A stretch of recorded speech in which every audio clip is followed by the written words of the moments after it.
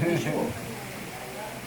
Nagpapasalamat ako sa Panginoon na nakilala ko ang chief na tinawag na tinatawag ko Nina kasi Nina ko siya sa kasal. Ang masayang alaala dahil masaya siyang naglilingkod lalo na sa gawain ng mga kabataan sa feeding program. Lagi yan every Sunday nakamonitor yung mga nag-report kasi ako sa kanya every time na kung ano yung mga gawain sa feeding sa kulungan sa area yun. Sabi niya, ano ka ba kailangan mo? Sabi ko, Nina, pag may kailangan po ako, nalapit na po ako. Sabi niya, sige. Pero, pag wala na talaga, magsari ka kaagad para malagay natin sa, maialat natin sa mga bata ang mga kailangan. Yung mga bagay na yun ay malaking factor yun sa aming gawain. Lalo na sa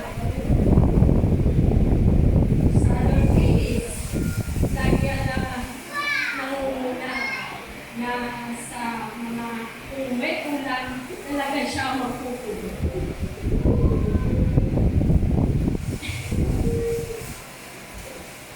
Kasi nagtubingan kami dalawa na magkapatid dahil similar yung experience niya. Sana na-experience ko rin sa personal na buhay.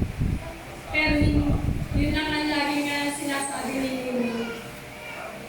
Masakit pero dapat lagi tayong lalo. Sabi ko, kahit naman na nangyari yun sa buhay ko, ang Panginoon mabait. Sa iyo nila, sabi niya masakit dahil magulang ko yung nawala. Parehas na tragic incident yung nangyari sa mga magulang namin. Pero ang Panginoon mabait talaga sa mga tao. Pinapalakas talaga niya personally. Sa personal. At ang history ng family, wala akong masabi dahil minahal niya nila ang mga anak ko. Especially Jake. Pero hindi ako nagselo sa pagmamahal na ibinigay niya dahil magpapasalamat ako sa kanya kasi dalawang nanay na anak. At may tatay siya na si Ninong Alex. At may mga kapatid siya. May Michael, at si Michelle. I'm sorry. Yan ang pamilya na talaga. Sinado na nung nangailangan si Regina na nasa hospital na siya. Ano kailangan sabi ko, gumising ka na hinahanap ka na ni Michael. Open din. Kasi nga pag walang pasok yan ang kanang mo. Yung nangailangan ka ng dubusin mo. Boba siya. Kaya ka nagkakabiruan eh. Legal na raw siyang adopted sa mga industry. Kasi yung dumuda niya, nanangaray-tay na may tawa si Nina nung nasa hospital na sabi niya, oo nga, ikaw yung anak ko. Lagi na pagulutan dahil sa dugo.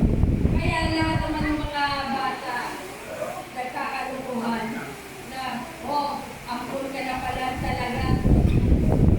Yung bang samahan nila, hindi matatawaran ng pera. Yung talagang pagmamahal. Kasi, yung makina sa Jake na wala tatay.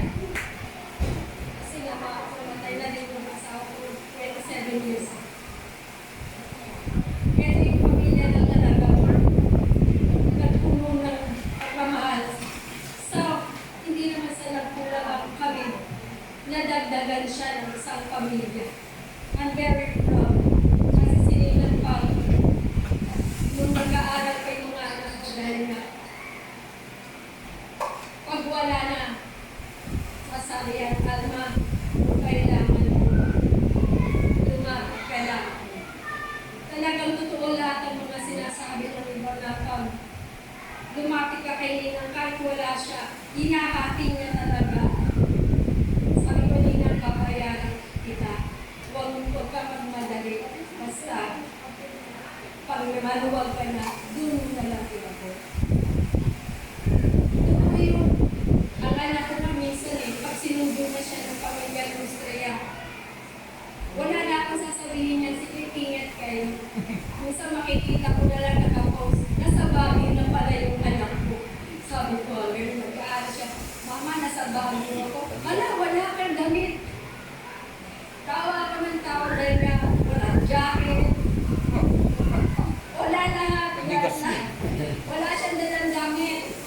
Doon sabi na gano'n, binilan siya ng jacket. Dahil nga, maliligas talaga siya sa lamig. Baguio, sabi ko, kasi hindi pa ako nakakarating ng Baguio. Sabi ko, maganda ba na? Ay, oo, Mama, masarap. Ang lamig. Kaya lang, mamamatay ka sa lamig. Binilan nga ako niningan ng jacket.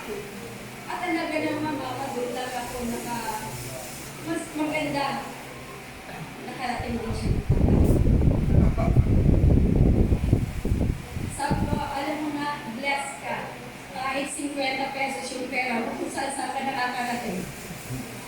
Kasi, isang tawag lang sa kanya, JM. Tinatawag ka na naman ni kung may kailangan lagi kay